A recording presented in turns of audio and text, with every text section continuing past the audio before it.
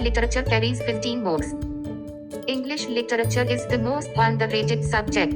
Although it is not in the written pod, excluding it could be extremely risky. Just focus on it bit, you will be ahead of numerous candidates.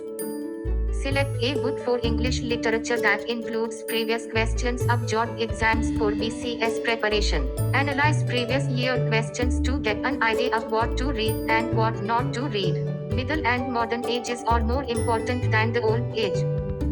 Read the works of famous writers such as Shakespeare and Bernard Shaw. Read the summary characters of their writings. Don't get lost while reading, as English literature questions are not usually as deep as Bangla literature. After reading the works of important writers, read the previous year questions of various JOT exams.